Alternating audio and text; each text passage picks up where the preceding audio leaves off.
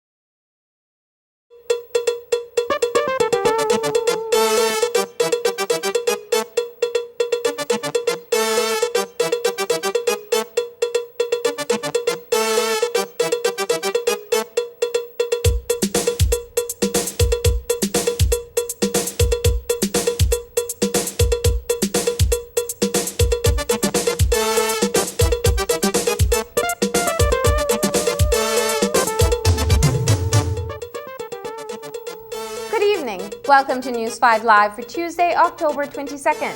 I am Marlene Cuellar. A Kecaucus resident was stabbed to death and his brother injured in a violent stabbing incident after midnight on Monday. Police are calling the incident a stabbing death because the person who inflicted the fatal wounds has a mental health condition. It happened in the dead of the night when the siblings were inside the bedroom of their Kecaucus home. 17-year-old Isaac Marin was stabbed multiple times and died, while Carlos, his brother, was also stabbed but survived. Jamie Marin, who is a cousin of the siblings, was promptly detained. News 5's Dwayne Moody was in Kecaucus today and files the following report. Very, very young guy with a future ahead of him. Love fishing. True essence of a key boy. The Marin family of Kecaucus is grappling with the loss of one of their loved ones earlier this morning on the island.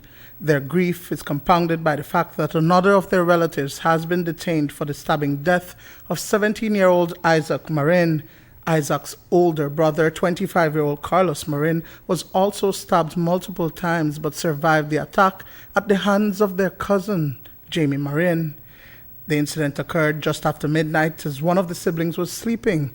Isaac perished shortly after at the medical center on the island, while Carlos was rushed via boat from the island and is in a stable condition at the Carl Hushner Memorial Hospital. We just want to open with extending condolences to the Marin family and to the entire Kecaucus community on the unfortunate incident that transpired early this morning. I'd say they're about 12:30. I received a call from one of the family members that were over at the community center saying that her brothers have been stabbed now. When we got at the community center, both her brothers were indeed stabbed.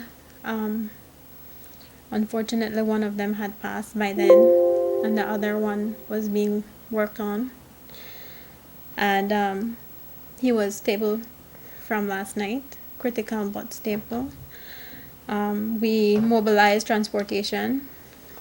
We were trying to get some air ambulance in. Unfortunately, we couldn't, so we went with boat, which is always our mode of transportation out for an emergency. So we got him moved off today, transferred to Carl Hushner around 1:32. So what really transpired inside the house at the corner of Luciano Reyes Street and Avenida Langosta? According to police, the deceased was asleep at his home when he was attacked by his cousin, who has been diagnosed with a mental health condition. Isaac was stabbed in the chest. His brother Carlos walked in on the attack and tried to defuse the situation, but to no avail, as Jamie was uncontrollable and also inflicted several stab wounds to him. What I heard from a family member is that one of the younger brother was sleeping when he came under attack by his cousin, who is a mental patient. What triggered it, we don't know. What happened, we don't know. One of his elder brother walked in when this was going on, and in defense he tried to intervene, and that's when the altercation got even bigger and he became involved as well. But according to a message from a sister of the deceased to News 5's social media page, Carlos went to get water while Isaac was asleep. On his return, he was waylaid by Jamie, who had 2 knives. She contends that Jamie, who is mentally ill, threatened to kill Carlos. The altercation between Carlos and Jamie woke Isaac, who slipped in blood that was splattered on the floor. She says that Jamie then turned on Isaac and fatally stabbed him. The message ends by saying that Jamie has been detained. Village chairperson Selene Villanueva Pot confirms that the culprit was nabbed shortly after the incident occurred.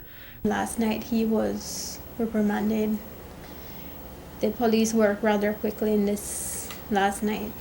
Now, the culprit, from what we understand, is known to have a mental health condition. Could you talk to us about, is that something that is known on the island? Yes, it is known that he is a mental patient. What we do know is that he was getting help. He was evaluated and was on treatment. I really can't say what triggered last night or what transpired. This incident, like several others reported in recent times, brings into sharp focus concerns as it relates to crimes, in particular killings at the hands of mental health patients. So how does a close-knit community like Key-Cocker address this situation? Whenever incidents like these transpired, it shakes the entire community. We believe that in a situation like this, it's something that triggered the patient, and it could have been worse, and we're very grateful that we didn't lose more than one person in this unfortunate event. Dwayne Moody for News 5. Even before the stabbing death in Key-Cocker, a Belicity man well known to the law was found dead at the entrance of Vista Del Mar on the Philip Golson Highway.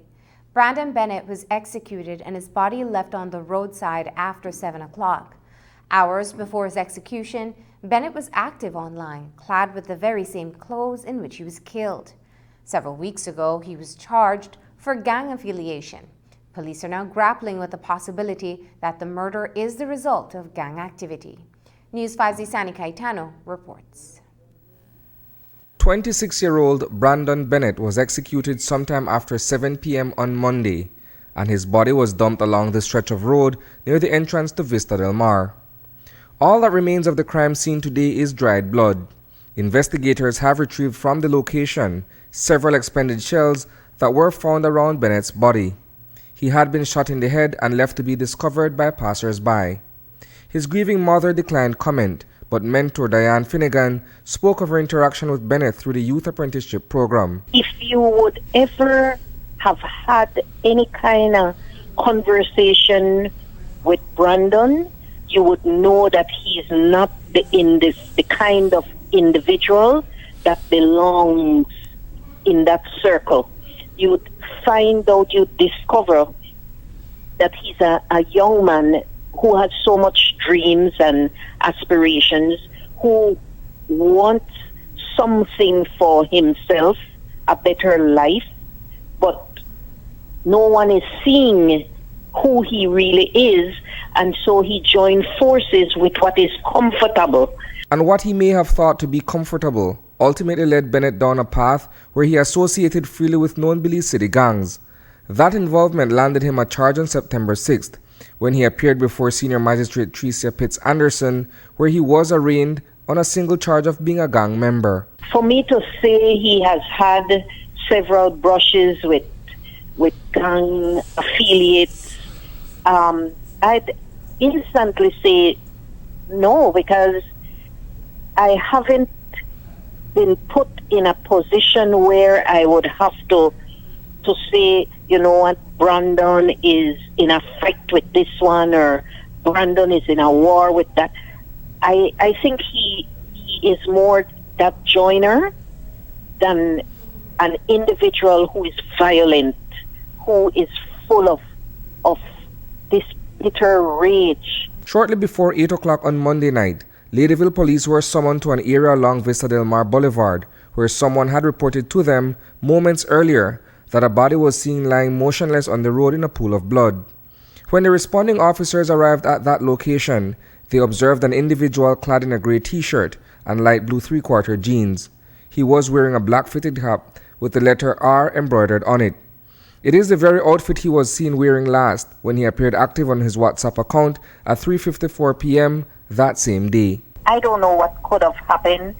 You know, this morning when my secretary, Tanya, who is a past apprentice herself, sent me that message, I had to go on Facebook. I had to call different people. I had to find out whether this is real. You know, it's just such a sad bit of information that I could have received on a day like today.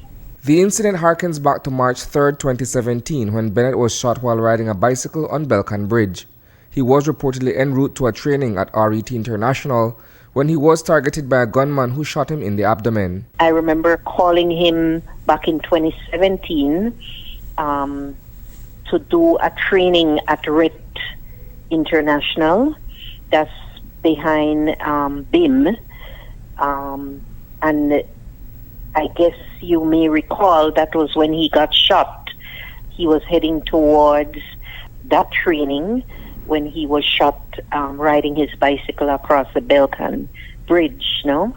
Bennett, according to Finnegan, was looking for a way out, having been fined for the charge that was levied upon him recently.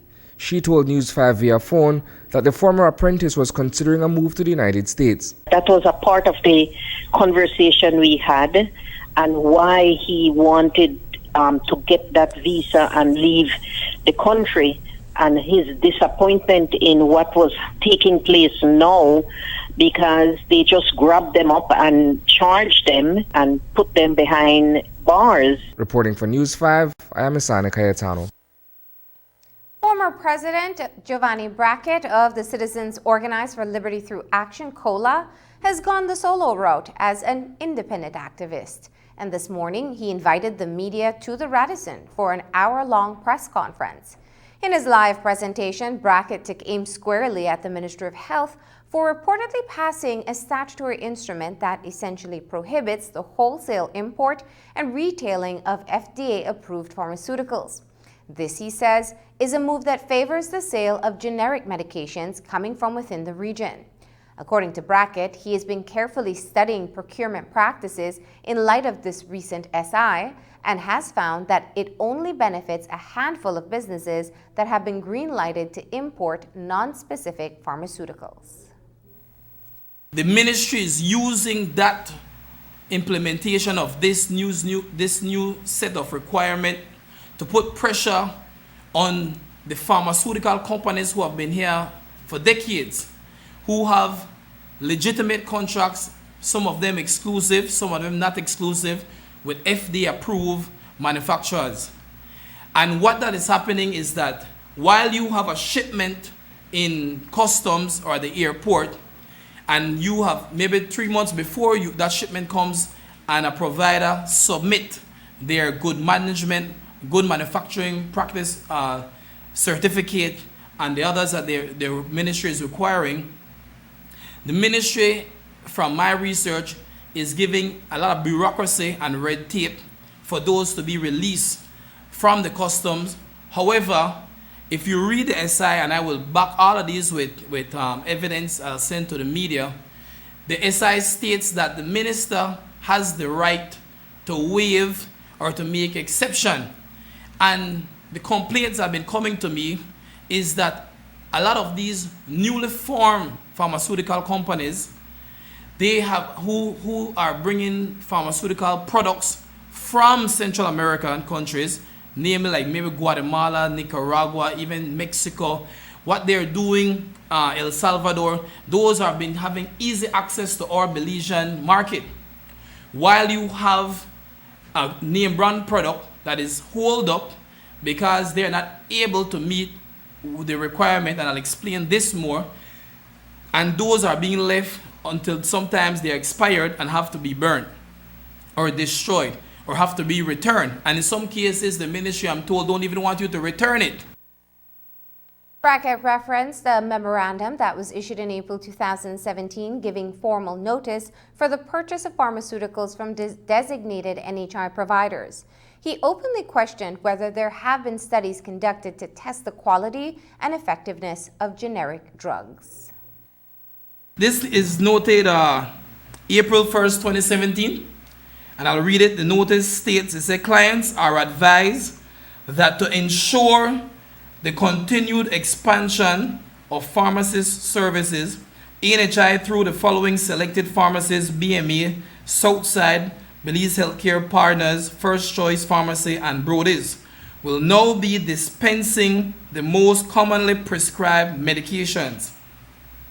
These approved medications will be labeled not for sale, NHI use only. Please note that this program will come into effect as of April 1st, 2017. Also note that in some cases, the medications may have different shape, color, and packaging than you were used to. However, be assured that these generic medications meet all the standards the Ministry of Health and are just as effective. Let's break that down in two. So they outline 1, 2, 3, 4 providers. If you read that, you automatically feel that those are the only providers that you can go to with your NHI medication. It says through the following selected pharmacies. What happened to the other NHI providers? What if you are not informed? You won't know that there are other providers.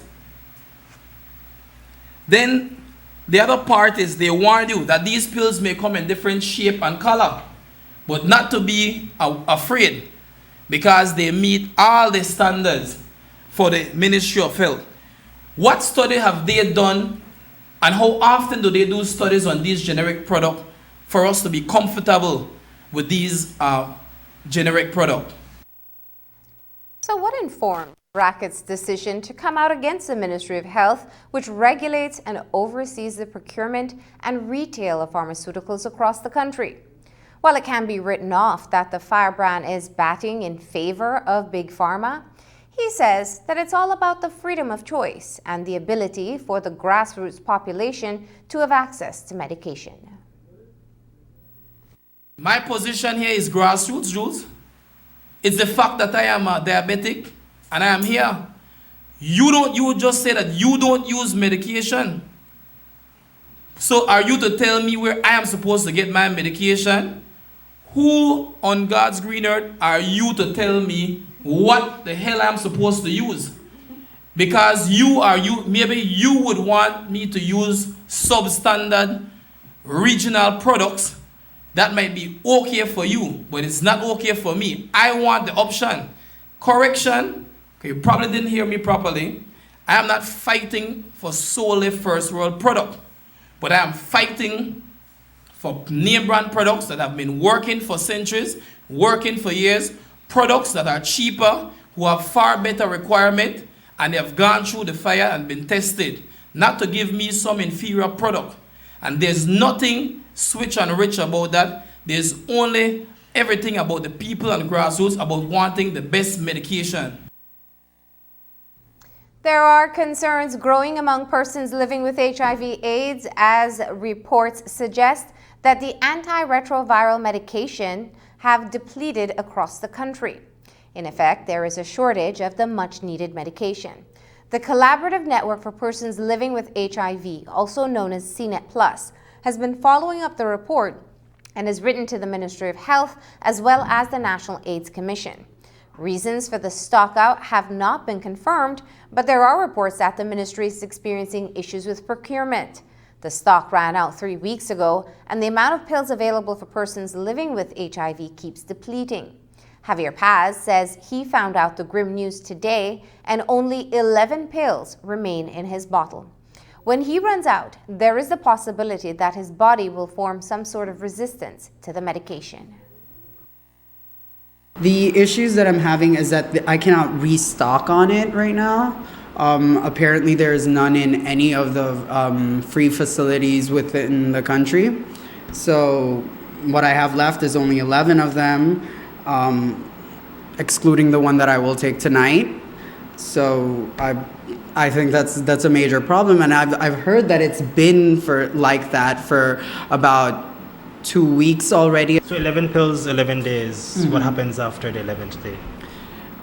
Well, I've been trying to reach out to organizations that I heard of to see if they can help me in getting access to medication, but I mean, it was just today that I found this out, so I haven't heard back from them or anything. I've tried reaching out to friends who live in the States that work at pharmaceutical companies that deal with these types of diseases that bring down your immune system, but they don't carry this specific type of medication either. So at this point, I cannot say what will happen. Are you worried? Are you scared? I'm not much of a person that reacts fearfully, but at the same time, I just feel like this is something that needs to be fixed. Like it's just,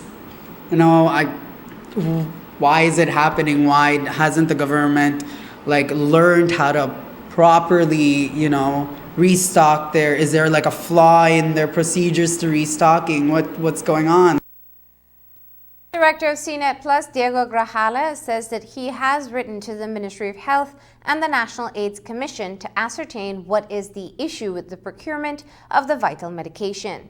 Grajales says there is an urgent need for the ministry and the commission to address this matter. For the past 3 weeks, we have been receiving reports from our membership, our very close membership, about initially it started that they would have to go get one type of medication at one clinic and go to another clinic to get the other medication in order to completely combine their cocktails. Then following that, they started reporting that there was a lack of mostly lopinavir, ritonavir, Kaletra, which is an antiretroviral medication. And now it has been constant reports over the past 3 weeks about this issue that there is no Kaletra. I contacted the Ministry of Health about 6 days ago concerning this, because first I had contacted the National AIDS Commission, but they were in contact with the ministry and are still following up on a response from them. And then I proceeded to contact the Ministry of Health. Up to now, I haven't gotten a response to what exactly is the problem. From what I hear, secondhand sources, apparently there is some procurement issue, which is not clear to me. Up to now, I think, and regardless of, it's kind of unacceptable, because at the end of the day, HIV is not asking when the medication will be ready. Remember, HIV, once a person is out of medication for a long time or a certain amount of time, that person can develop resistance to the medication. And in this country, we have first and second line medication. Once you've surpassed those medications, there's nothing else for you, which is why a lot of people are concerned about this issue, because one day is already too much without medication versus now being 3 weeks that we have been hearing these reports. Coming up, Danny Mason and 4 others charged with murder are back in court.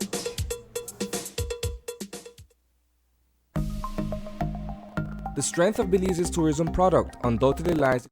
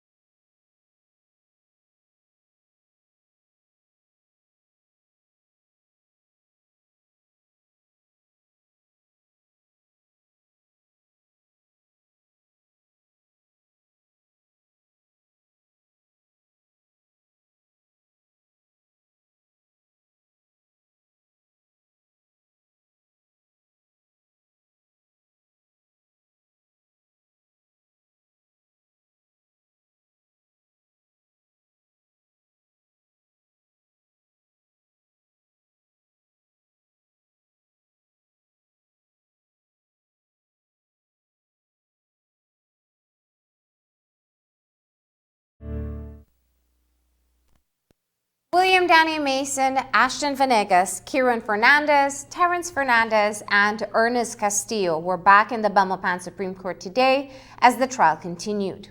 As we reported on Monday, the trial resumed before Justice Antoinette Moore, where a U.S. Special Agent provided testimony about a report that Mason made. Mason told him that he was allegedly being framed by Minister John Saldivar. Mason, who uses the name Rajesh Ouellette, was advised to get legal counsel. At the time of the murder, it came to light that Saldivar and Mason were known, and in fact, Mason had shares in the Belmopan Bandits, a football team owned by Saldivar. The hearing continued today, where a forensic crime scene investigator exhibited 162 photos. These photos were admitted into evidence. The photos showed the alleged crime scene at the Outback Ranch, as well as photos of the clothing and footwear the suspects were wearing, an F-150 truck that belongs to Mason, bones, and Pastor Lou's severed head. The forensic crime scene investigator was also briefly cross-examined on the stand. Now, those 100-plus pictures aren't new to the defense team. Today, Mason's attorney Dexter Todd said that he doesn't believe the photos present any bearing on the case and were admitted to just complete the matter. When he spoke with the media today following the hearing in Belmopan, Todd said that he is ready to wrap up this case as he goes on to present his closing arguments on Wednesday. Information that were available and that was disclosed to defense to come into evidence. What was the features of these pictures? So we get the sense that it focused mostly on the Outback Ranch area, which the police believe to be the crime scene. Well, let's not, as you would recognize that the issue as to where the crime scene was is still an issue in contention. The police did take photographs at the ranch because they believe that certain things were there and that certain things happened there. As to whether the court is going to use that evidence or that photograph to conclude that that's a crime scene is something we will have to allow the court to determine. Are you able to say if there were any specific issues raised as it relates to the photo exhibition today? There were no specific issues raised to the photographs. What I believe we will do is attempt to do comparison of the evidence and the photograph. And we will draw that attention to the court at the end of in our closing. All right. So I think it was important to have it in for completeness. As to whether it adds anything to the case, I don't believe so. But I mean, it's there. It was there. It was available. Let's use it. There's been a lot of talk in the showing of the photographs about bones and stuff like that. Has any of these bones been identified as human bones in the trial? Well, you would recognize that the evidence already that is before the court is that they are bones and they are unidentifiable. All right. So what the court will make of that is a determination fully up to the court. Now we know that tomorrow you go up first for closing arguments. You prepared, sir? Well, I was prepared from the beginning of this trial. When I came on, we could have closed at that stage. I am excited to be back. I'm excited to wrap this up. I believe there is nothing that is going to drop out of the sky. What will be said in court is basically what had transpired in court. And that is basically what we will be bringing to the judge that we wish that she pays attention to. Basically, because ultimately it's for the court to decide at the end of the day. As you just heard, Todd will be presenting his closing argument on Wednesday along with the Crown. Closing arguments will continue through to Friday afternoon. In July 2018, Supreme Court Justice Shona Griffith ruled in favor of Brea Brown, who successfully sued the Gang Suppression Unit for violating her constitutional rights. In July 2012, Bowen, who was a 14-year-old, was arrested by GSU. Officers who went in to search for her at summer camp. They did so after they conducted a search at her home on LaCroix Boulevard in Belize City and found 3 16-gauge shotgun cartridges. Her mother and brother, who were at the house at the time, were arrested, charged, and jailed.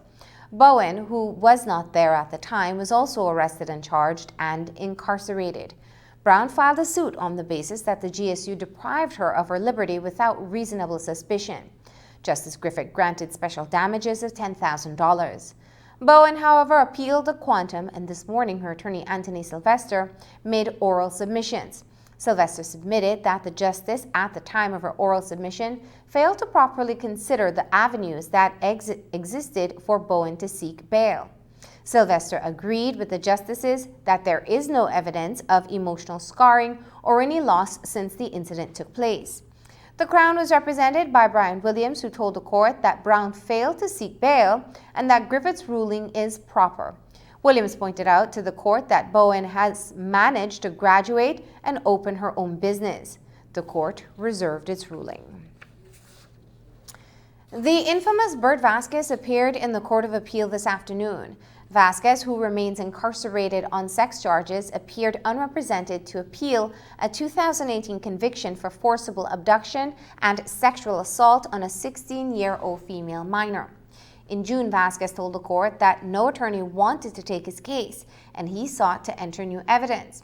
The Court of Appeal denied his request and allowed him time to find an attorney. That time has elapsed, and Vasquez told the court today that the price tag that some attorneys are asking is beyond his means. The court traversed his matter to the March session of the Court of Appeal, allowing Vasquez more time to retain the services of an attorney or argue his case unrepresented. Exiting the courtroom, Bert Vasquez spoke to News 5's Hippolyta Novello. Mr. Vasquez, would you want to say anything? No, just that I maintain my innocence. Is it that you can't afford an attorney or no attorney wants to represent you, sir? Both of them. Ignatius Williams, a notorious figure of the St. Martin de Porres area, was convicted late on Monday in the Supreme Court for the stabbing of a field service technician of Belize City. A jury of 9 stepped into the deliberating room before noon and emerged some 3 hours later, concluding that Williams is guilty of attempted murder. Williams was charged with the attempted murder of Jerome Sylvester Locke, which occurred on October 23, 2015 at the corner of Fern Lane and Jasmine Streets in Belize City. Locke survived, and when the trial kicked off before Justice Colin Williams, he testified as the Crown's main witness. Williams was unrepresented and denied the allegations, but the jury found him guilty and Justice Williams sentenced him to 2 years imprisonment.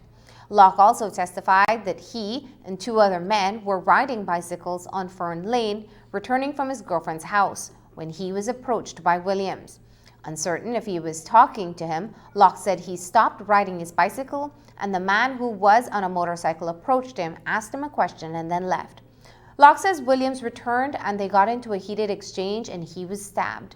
Williams is no stranger to police or the courts. He's been charged for rape, attempted murder, and other offenses.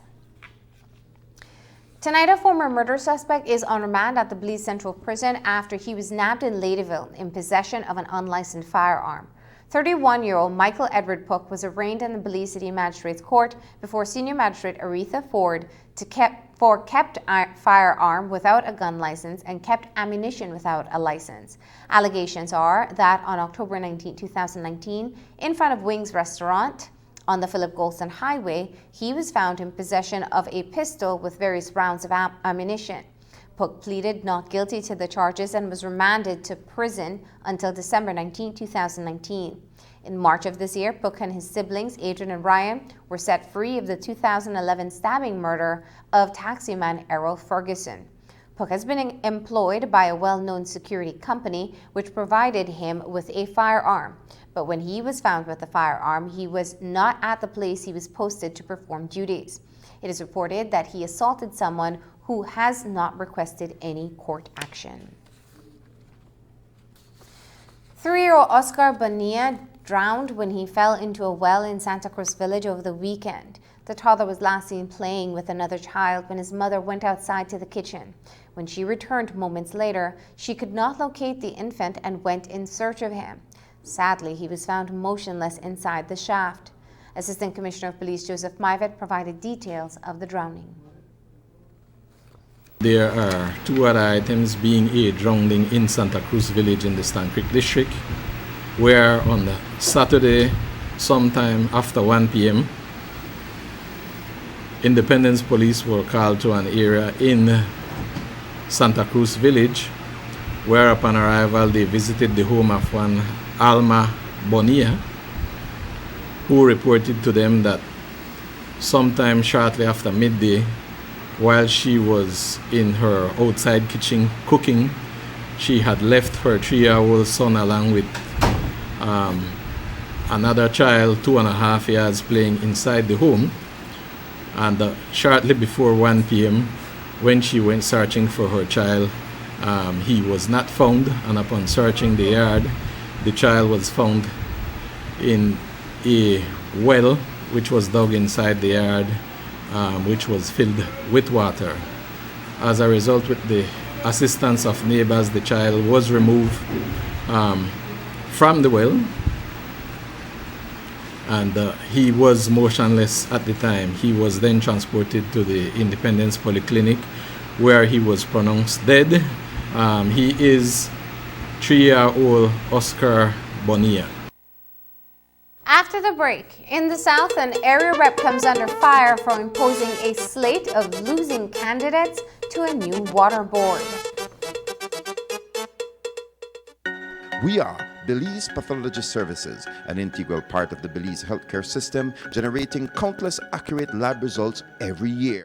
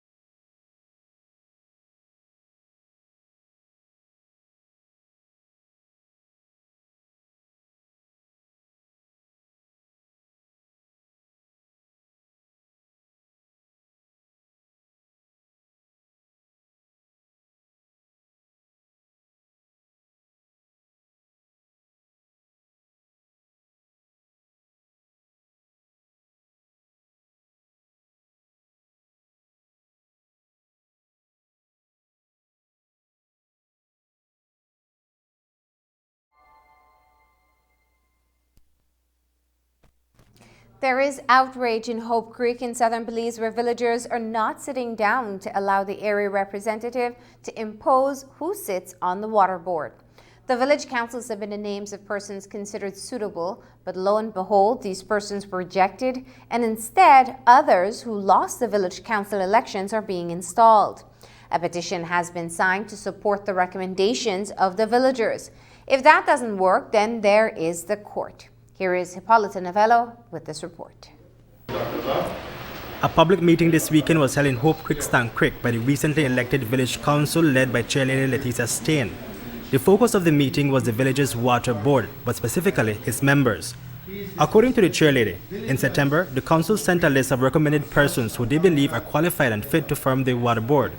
The letter was sent to the Ministry of Rural Development, but on Wednesday, the council received an unexpected response. We received that letter on Wednesday, the 16th of October in the afternoon from the Rural Development Officer of Landriga, Mr. Nemencia Acosta.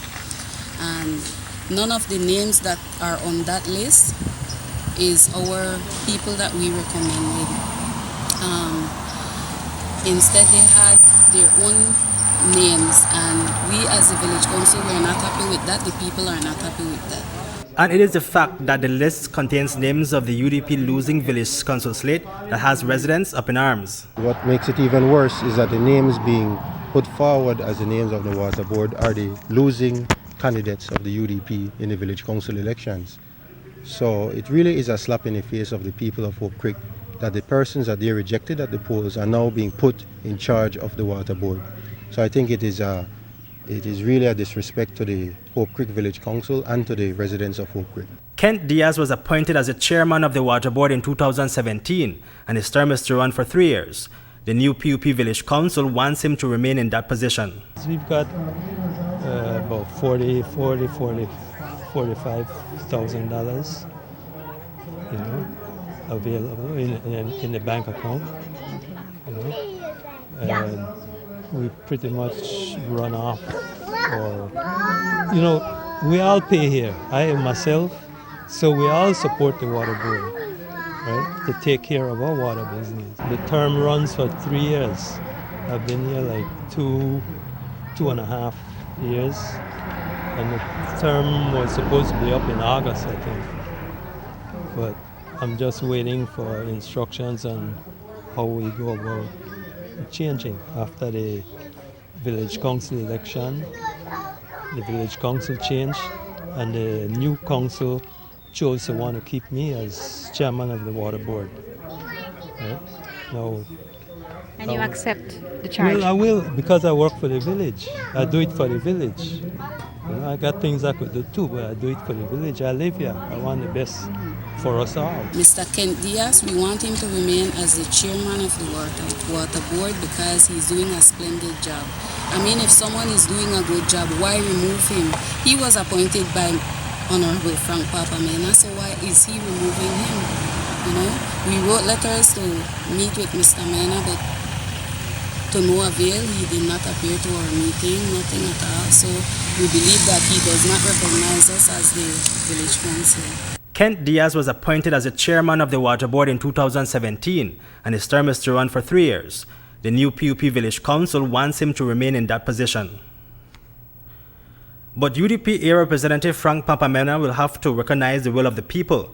200 persons have signed a petition to support the village council's list. The people requested that we do a petition. Now we are elected by the people, so we have to work with the people.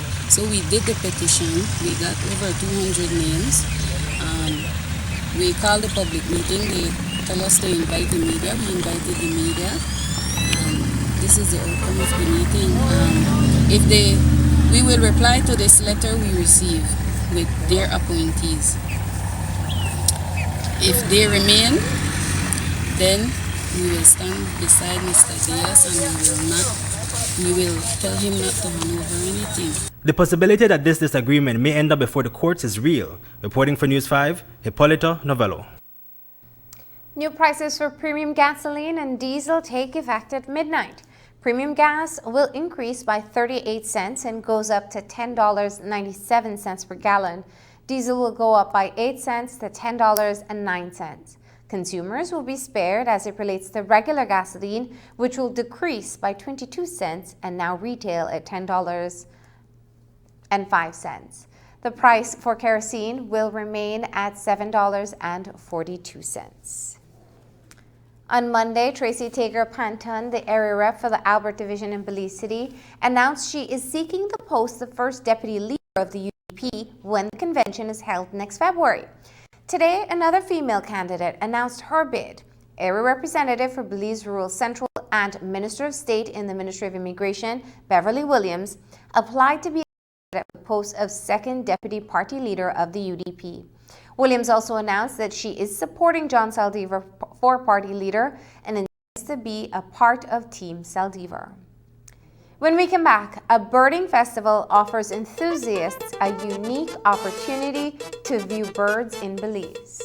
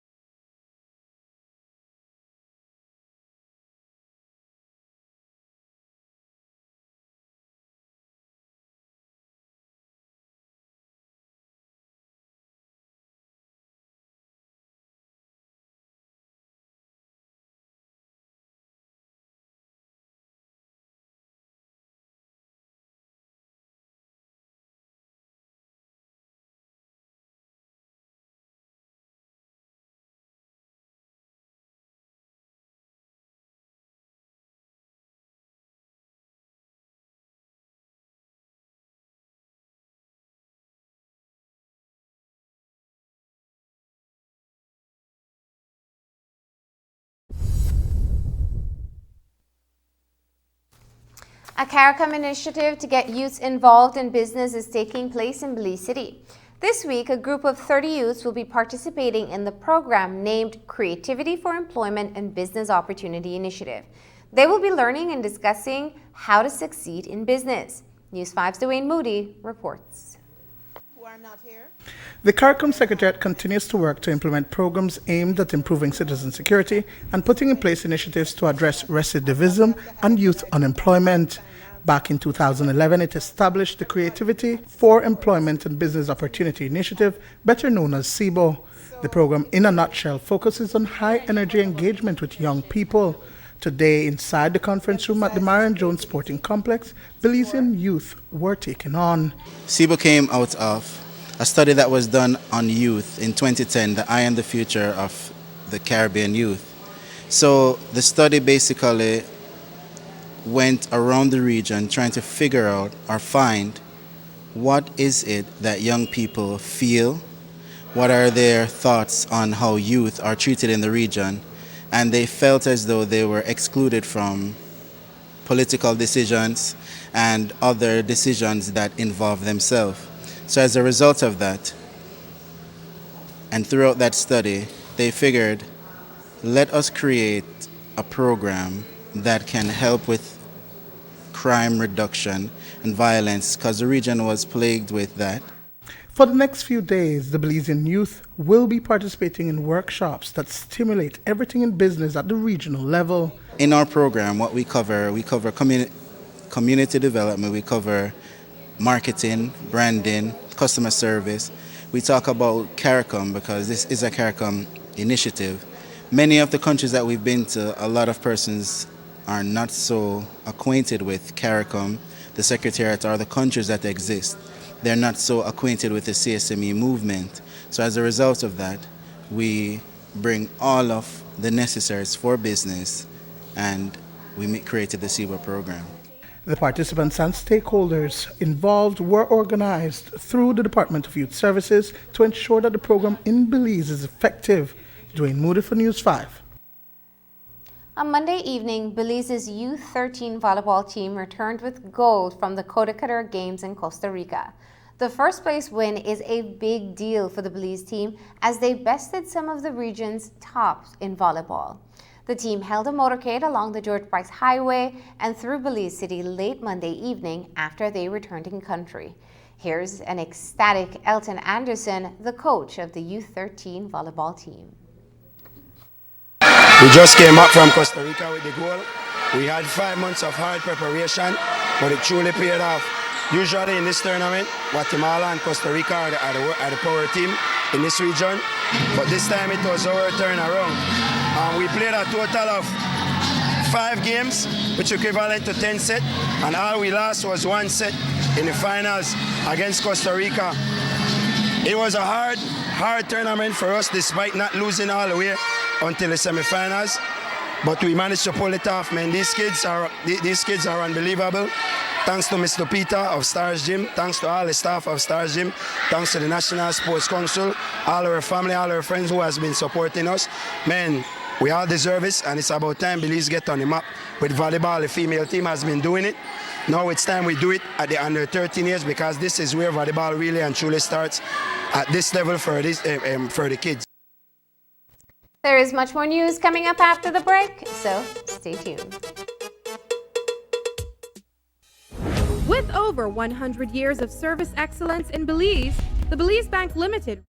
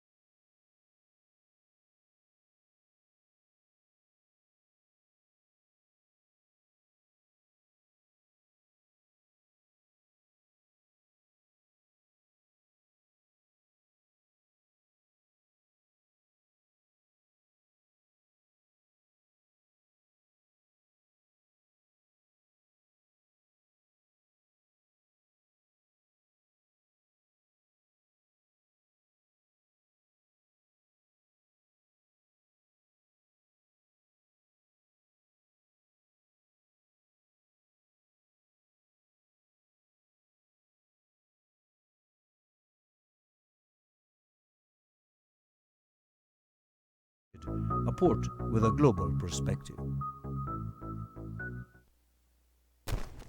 More than 200 people gathered in San Ignacio over the weekend to talk about birds in Belize. This is the second time the birding community has come together for the Belize Birding Festival. It is an event where bird lovers and those working with birds meet to talk about advancing the work and business opportunities in birding. While Belize is still a relatively growing birding destination, there are many untapped opportunities that exist. And for those who work behind the scenes to ensure that we have a healthy bird population, it is a chance to exchange information and learn from each other. Reporter Andrea Polanco tells us more about the festival. Did you know that there are over 500 species of birds in Belize? Over 400 of those are resident birds. The rest are migratory birds from North America. Over the weekend, over 200 birding enthusiasts and experts gathered at the San Ignacio Resort Hotel to talk about these birds and the birding opportunities that they can tap into. To the average Belizean, you may think that there isn't much to talk about birds in Belize, but to these birders, it is a dynamic and important topic to discuss. This second Belize Birding Festival brought together local and international tourism officials and guides, conservationists and bird experts, as well as bird watchers. The Belize Audubon Society is one of the organizers of the festival. Birding as both a science, a citizen science, and birding as a business, so for tourism. The Birding Festival really is an opportunity for us to learn as well. We try to have a section or a presentation on what are the new tools, what can we learn about birds. This festival, there's actually a session led by Dr. Lee Jones, and it's on identification of difficult birds. So there's a little bit of learning. There's also a little panel discussion on tourism, eBird as a marketing tool. eBird is a tool that basically citizens are listing their birds that they're identifying, and it's really an indicator of where you can find whatever you're interested in related to the birding world. Last year alone, 30,000 tourists visited Belize to go birding. It is still relatively small when compared to ocean or archaeological activities, but the BTIA can see the potential that exists to push Belize as a top birding destination. That is why they want to use this festival to help to stimulate that interest. One of the first things that we want to do is we want to showcase Belize as a great birding destination globally. And secondly, we want to provide our members and the locals, tour guides, lodges and hotels that offer birding as one of their experiences, so that they can get exposed and offer their services. So over the last 2 years, we have seen how the birding sector has been growing in terms of Belize. And to help drive home the message that birds are important to us outside of their tourism appeal, the Birding Festival featured international bird expert John Fitzpatrick. His work has created an online database that is helping to tell more stories on the status of birds across the world and how humans are impacting them. Work that we've been doing using hundreds of thousands of citizen observations from around the world to understand bird distributions in ways that allow us to understand better how we're affecting their behavior, how their habitat is changing through time, how they do their annual migrations and so on. Ultimately, with the idea that we can use humans to understand how the birds are behaving and how they're reflecting our use of the landscape. The two-day festival included birding tours, a panel discussion on birding and tourism, as well as other featured talks. Partners in the birding business and conservation work, including tourism and NGOs, also displayed the birding opportunities available in Belize and the work that's being done. Reporting for News 5, I'm Andrea Polanco. We'll have much more about birds and birding in Belize later this week. And that's the news. Don't forget that tonight's broadcast is available in both text and streaming video at channel5belize.com. You can also connect with us on our Facebook page at facebook.com/News5Live. I'm Marlene Cuellar. Thanks for joining us, and from all of us here at News 5, good night.